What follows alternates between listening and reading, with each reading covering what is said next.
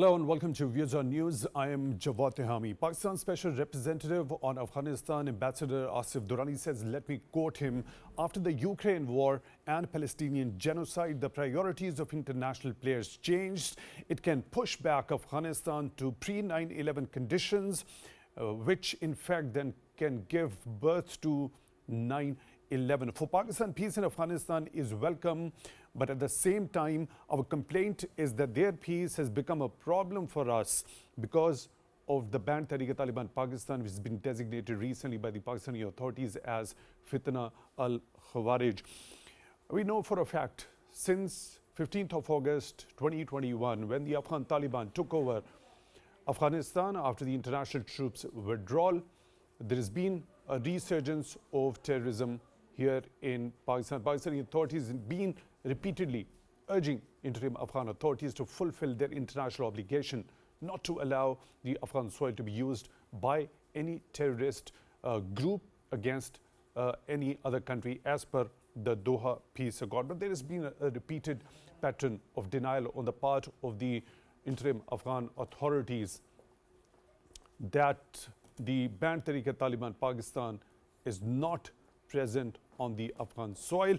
And now, most recently, again, the continuation of that particular pattern of denial on the part of the interim Afghan authorities.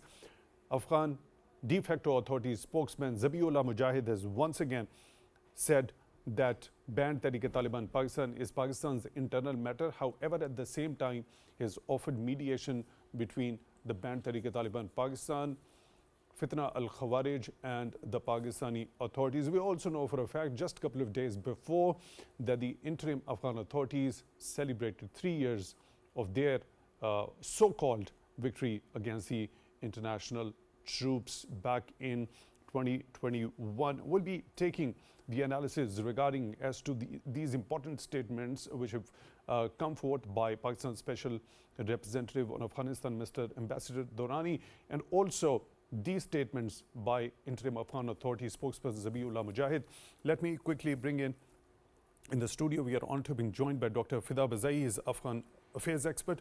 Dr. Bazai, thank you very much for your time, for being with us on the show tonight. Really appreciate that. Also in the studio, we are honored to have been joined by Dr. Shafqat Munir, his security analyst. Dr. Munir, thank you very much for your time also, for being with us on the show tonight. Really appreciate that. On Skype at the same time, we are honored to have been joined by Mr. Hassan Khan, he's Afghan affairs expert. Mr. Khan, thank you very much for your time also, for being with us on the show tonight. Really appreciate that. Before I take the analysis by all you esteemed panel of guests who are joining us today for this show, let me take your assessment over the last 3 years, the course as the situation unfolded in Afghanistan since 15th of August 2021 up till now, 15th of August 2024. 3 years have passed.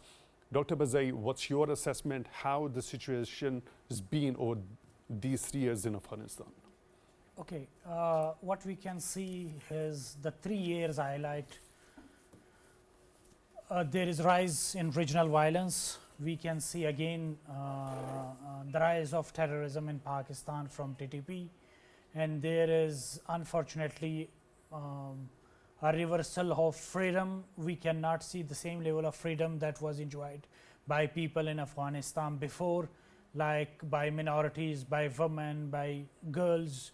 So, and then there is no international involvement, there is withdrawal of the international forces and international programs.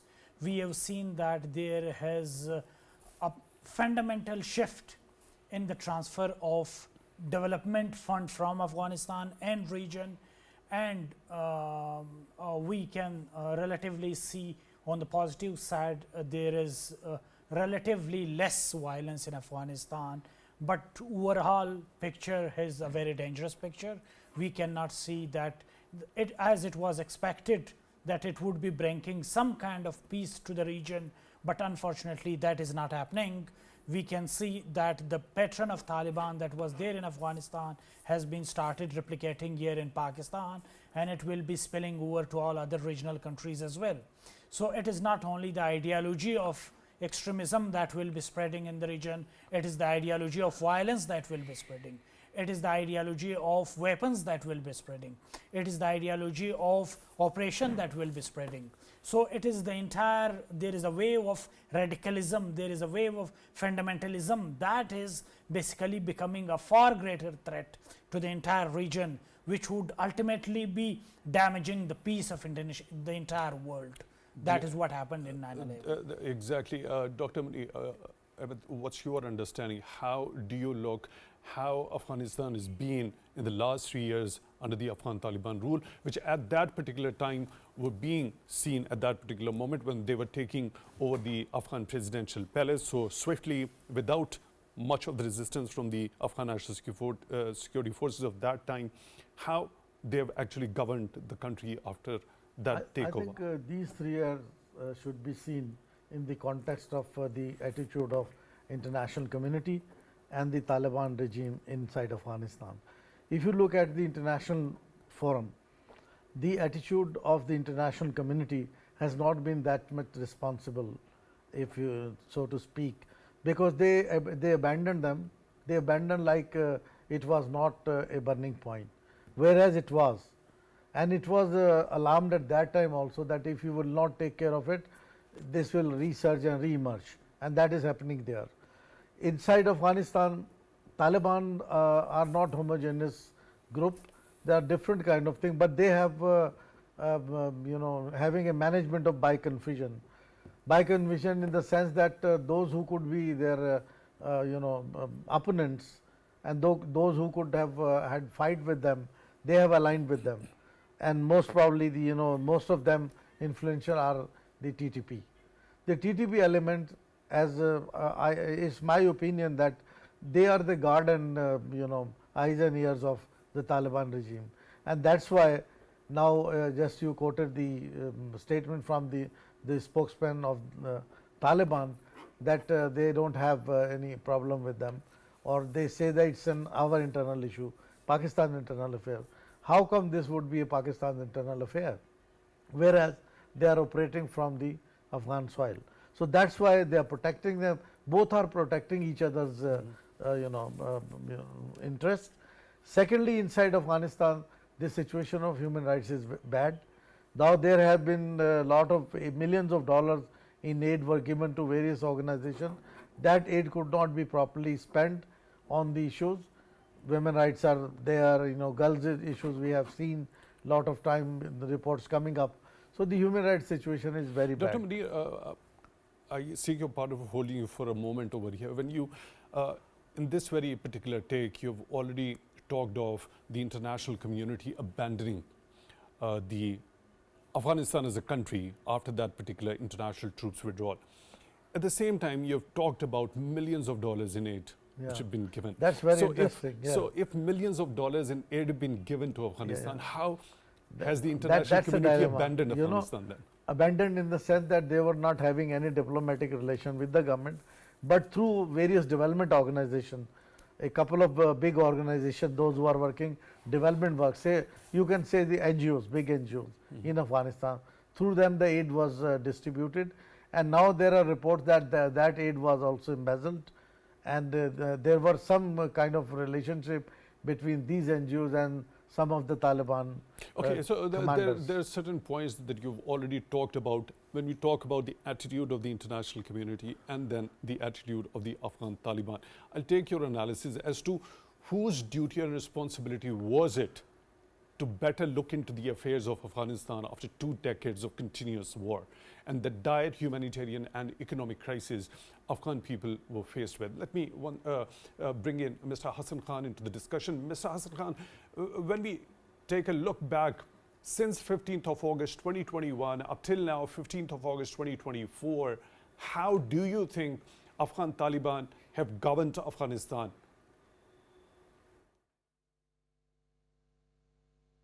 Thank you very much. Tehami, I think sometimes there is a problem in your audio, whether I'm audible to you properly, you are listening. You are completely audible. If there is a problem and you couldn't hear me properly, I can repeat the question once again for you, Mr. Hassan Khan. I got your question.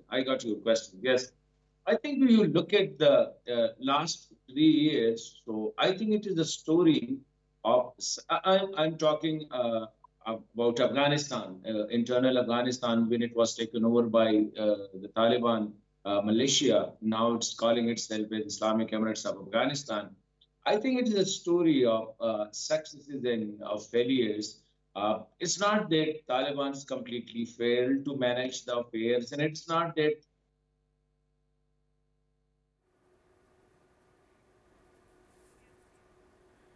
I guess we have lost the connection with Mr. Hassan Khan. He started off with a very interesting point that he thinks that Taliban haven't completely failed. We'll try to reconnect with him and we'll talk about as to how he thinks the Taliban didn't completely fail into their endeavors or the promises that they made to the international community at that particular time when they had taken over Afghanistan.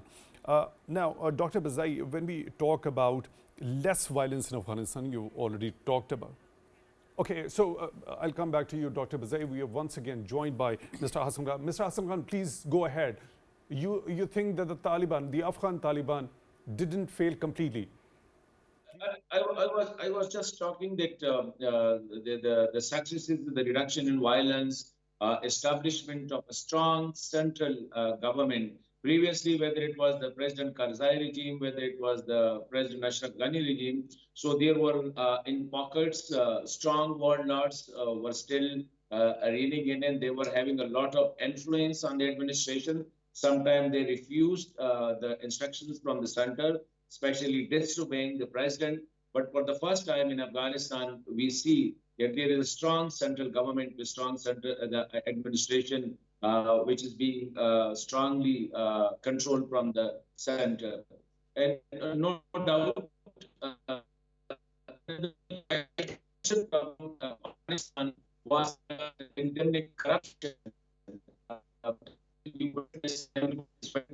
That the two Afghani and President Hamid Karzai, it was, I think there was huge corruption. I think unimaginable corruption in Afghanistan. But now I think there are reports, and even the international community is appreciating the way the Amarat Islami has reduced. I'm not saying that it is completely eliminated, but has been reduced to a major extent. And another success story is, I think, the controlling or elimination, or I think to an extent, the opium production, the drug, the productions in Afghanistan. So these are the success cited, and somehow reports are there that Daesh, ISKP, has been managed to a maximum level by the Amarat Islami.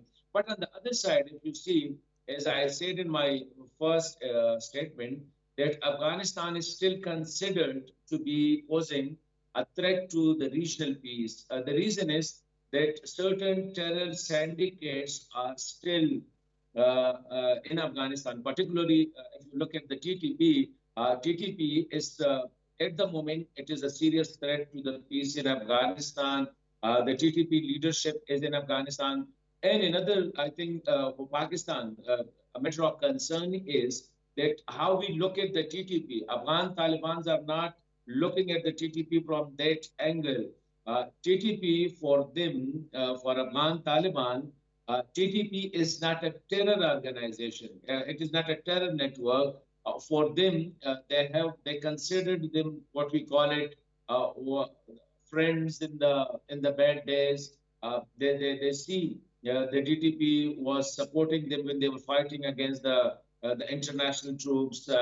TTP was, in a way, a supply line for them. The TTP people in Pakistan, they were housing them, they were giving them various facilities when they were in Pakistan. So one is the TTP. On the other side, there are other terror networks, especially the IMU, Uzbekistan Islamic Movement, and the TTT, the Tajikistan, Tehrik-i-Taliban, Tajikistan, and especially the EGIM. So almost all the regional countries are at the moment, they are facing, some are facing open threat like Pakistan's, where TTP is very active, using the Afghan style.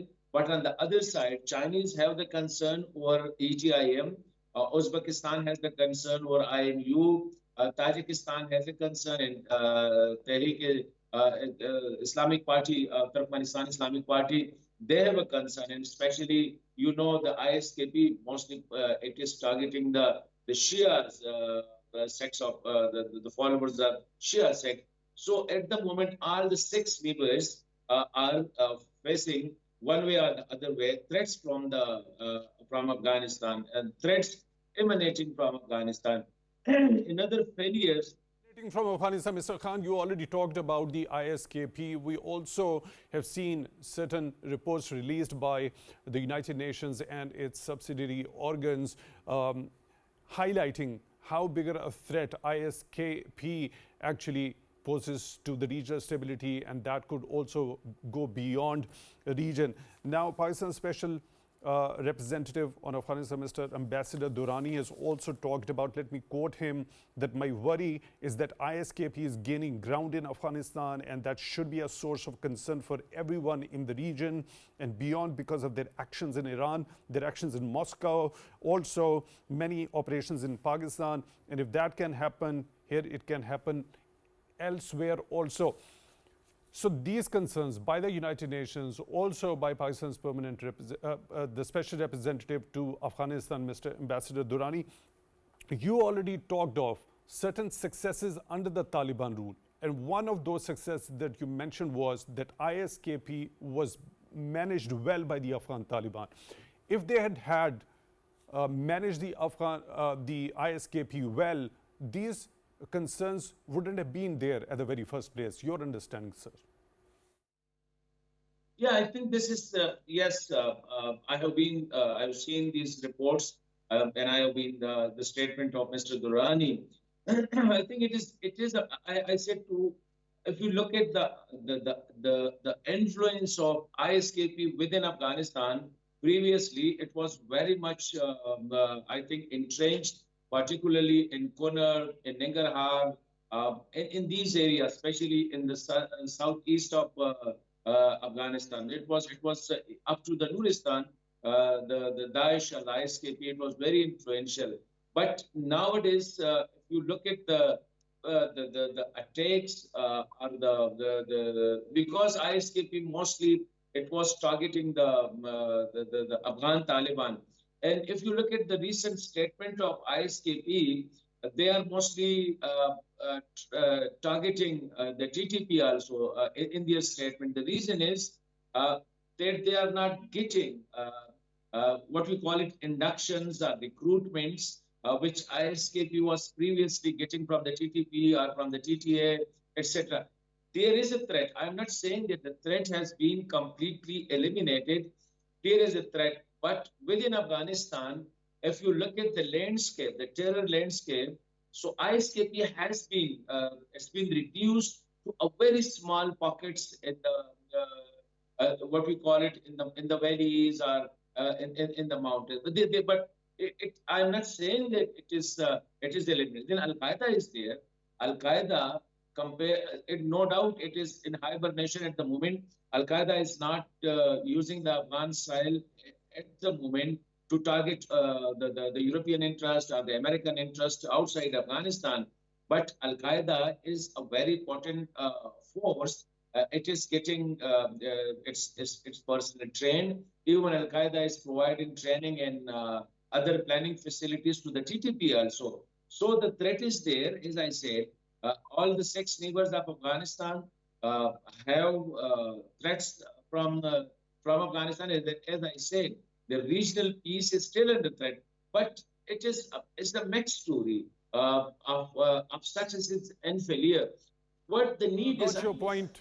I got your point very well, Mr. Hassan Khan. I'll come back to you with another aspect to be discussed with you in detail. Dr. Bazai, you talked of there is lesser violence in Afghanistan. Also talked about by Mr. Ambassador Asif Durrani. I think that the security situation of Afghanistan is improved. There is less corruption, which is internationally acknowledged. So specifically talking about the security situation within Afghanistan improving. At the same time, Ambassador Durrani talks of that Pakistan wants peace in Afghanistan. Peace in Afghanistan is always welcome. We've been telling the Afghan Taliban at the same time our complaint is that their peace has become a problem for us because of banned Tehrik Taliban Pakistan. So if they have been taking concrete action against ISKP and trying to manage ISKP threat very well, why couldn't the Afghan Taliban take that concrete action against TTP? Or do we understand that TTP has got more strength as compared to ISKP, and that was more difficult to be handled by the Afghan Taliban with all resources available at the hands of the banned TTP, Fitna al-Khawarij? Okay, like Taliban are very clear on the two organization. ISKP is for them a terrorist organization. They have contested claim over the territory. They have been fighting against each other. Even when American forces were there, they are having ideological differences with each other. They are rivals with each other. Second side is TTP. They don't perceive TTP as a threat. TTP has, as Hassan Saab has already mentioned this thing, they were in a kind of alliance during the US forces when they were here.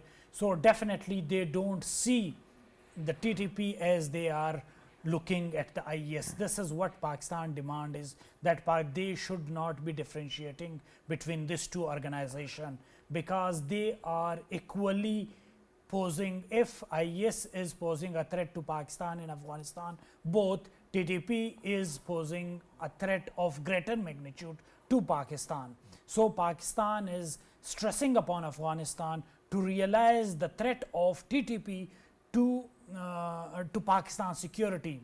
As long as the Afghan Taliban are not realizing the nature, the magnitude and the scope of threat of TTP to Pakistan's security, there will always be differences between them, and this difference could turn into anything in future.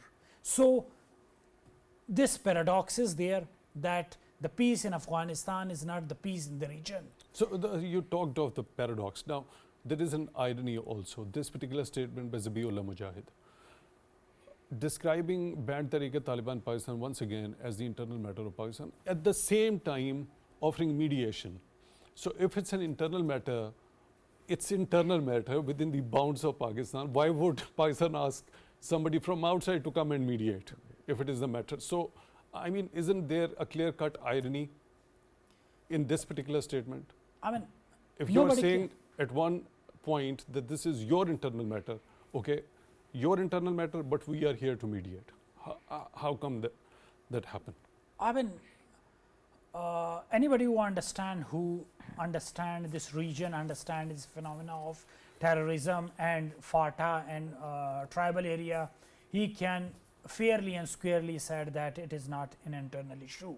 There is a very tight connection between these two organizations. They were together in the past and they are together in some form in the today as well. That is why they are offering you the mediation. The mediation. Okay, so it actually established that they had the connection with them in the past. They do have connection with them right now, and if they can influence them to an extent of mediation, why can't they influence them to stop their nefarious activities or stop them from perpetrating those heinous terrorist acts in Pakistan? Exactly. This is what Pakistan has been demanding them, that the Afghan Taliban should be using their good office to influence the Taliban, to stop them.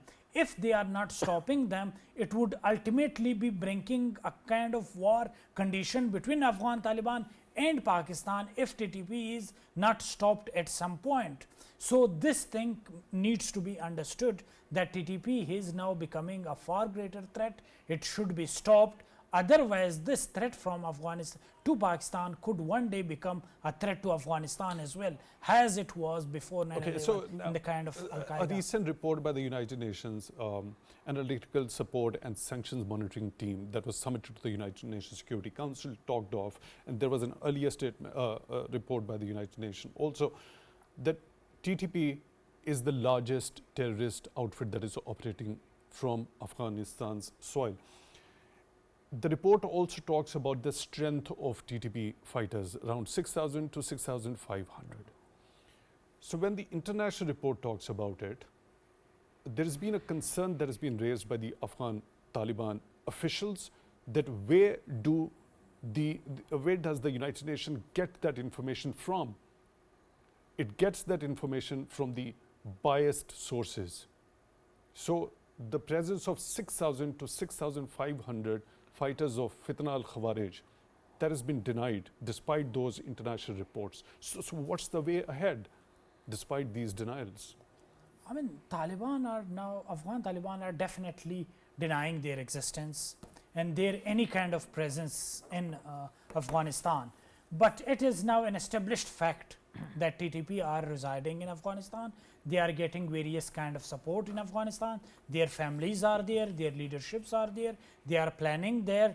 They are just executing their plans here in Pakistan.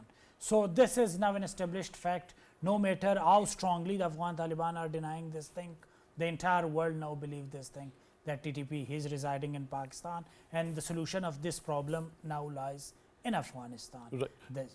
Dr. Munir, this statement by Zabiullah Mujahid, it's your internal matter, but here we are to offer mediation. What's that? I think if you look at the word mediation, mediation starts between among three or more parties, two warring faction, one those who want to mediate. And before mediation, there should be a stated position that they are withdrawing the extremist activities.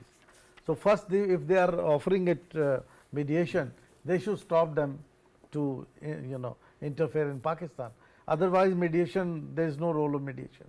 Secondly, that is why I said their policy is the policy of confusion. They want to play both, because they cannot annoy TTP. As I always said, they are ideological twins or cousins, and they think that if they will be fighting, certainly this peace is also relevant. Look at the both situations. If the TTP is annoyed from Afghan Taliban, there will not be peace even in Afghanistan. So that's why it's a relevant peace, because they have aligned with all by these. This understanding of your analysis, by looking at this one, do we understand when we talk about, let's compare the strength of Band Tehrik-e-Taliban Pakistan as well as the ISKP, right? So the multiple international reports talk about the numbers of fighters both of them have got. TTP got getting around 6,000, 6,500. A little bit of lesser than that ISKP that has been reported in this recent report by the United Nations, around 3,000 to 3,500. So by looking at the strength, we know that ISKP has got lesser number of heads. So that naturally might make us presume that it might pose lesser threat as compared to TTP if it is annoyed by the Afghan Taliban, and that could become a bigger threat for the Afghan Taliban to deal with. But talking about the training, the capacity, the will, which out of these two groups do you think has more lethal power in order to affect the Afghan Taliban, either the TTP or the ISKP? I think they are fixed between the two. That's why they are more relying on TTP, and they think that TTP, if they are fighting in Pakistan, that's Pakistan's internal affair. And that's why they say we have a leverage, we can mediate. That's why they are playing both. But the threat could be both.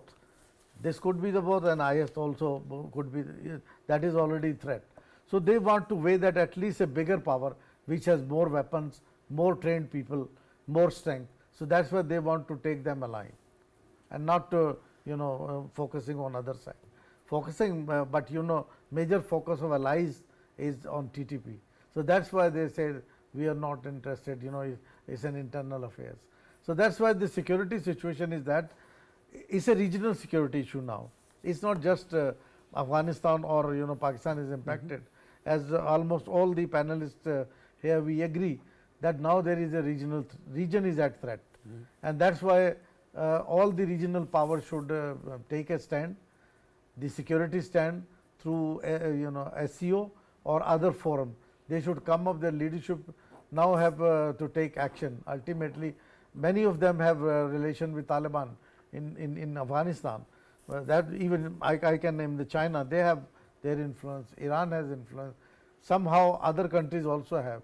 If they really want peace in the region and security prevail in a peaceful direction, then certainly they have to talk to Taliban, and Taliban should also weigh their options, whether they are going with the regional powers or choosing between the two terrorists organization. Okay, so you in your first take talked about the attitude of both the international community abandoning the Afghan people rather than the Afghan government or the rulers, and the Afghan Taliban not homogeneous, as you already mentioned. The question is, when you are so eager to take over the reins of the power, it means that you've got some plan, you've got some strategy, compromises to govern that particular territory, right? That's why you are so much eager to take over, and you take over that. You make a peace accord with the international community in the form of the Doha Peace Accord. You take over that very swiftly. The international stakeholders are gone.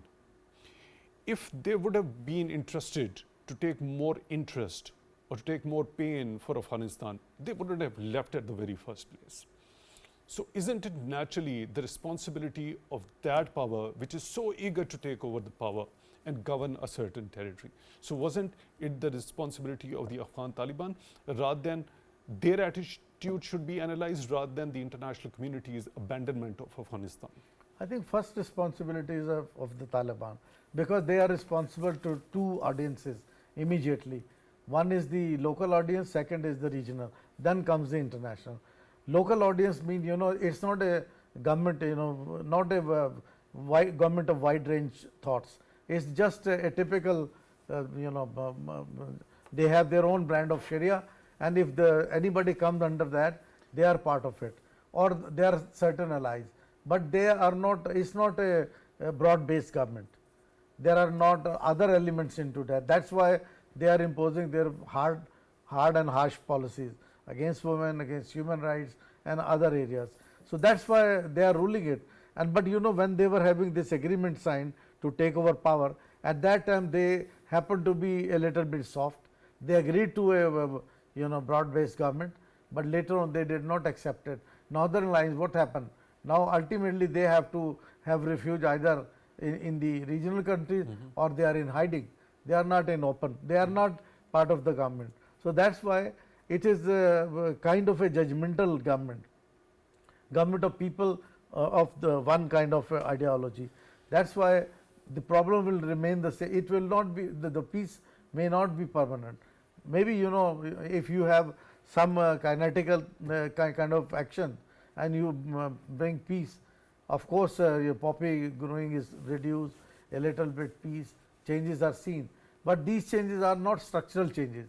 These are superficial changes which one can see. But structural changes is that whether they have a constitution, a mandate, whether they have a provision for others, because people of Afghanistan are not all of the same ideology which Taliban have. So what is the mechanism for a future government? What will be the result of the government, change of a government, accountability and many other things. So there is a centrally controlled, as Hassan rightly mentioned, but these things are not structurally structured.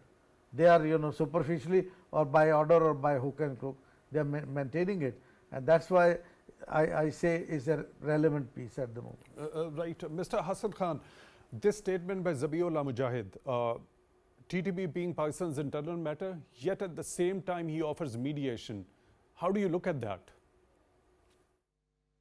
Look, I think it's from the day the Afghan Taliban has taken over Kabul and the entire Afghanistan, I think they are playing very smart on both front, a diplomatic front also, and they are, as the normal rulers, they are not that what we call it biased, honest, and deeply religious, avoiding telling a lie, etc.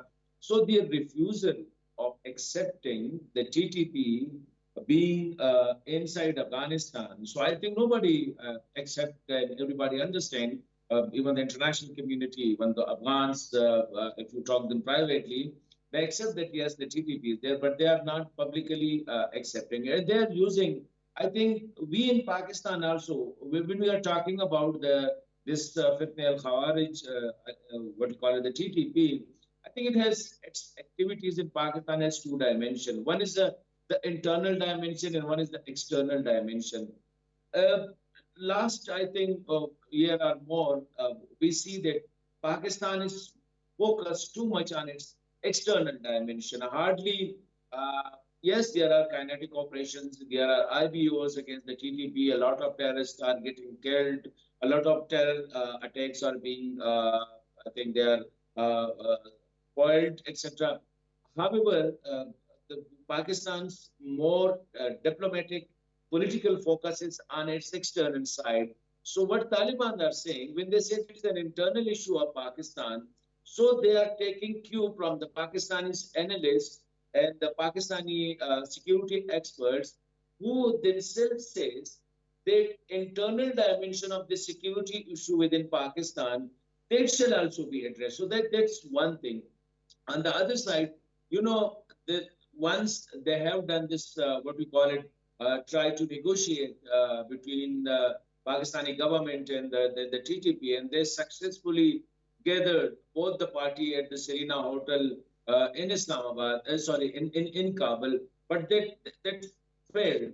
I think Pakistan has once for all has taken a decision that there will be no negotiation with the terrorists, with the people who don't accept Pakistan's constitutions, etc. And they are taking the innocent Pakistani people. But Tehami, let me say one thing more. I think this is until and unless two important stakeholders are those who are managing the Amarat-e-Islami within Afghanistan, until and unless they are not interested, I think hardly we can convince the Amarat-e-Islami or the Afghan Taliban to take action against the TTP. Look, two countries. One is the US and one is the Chinese.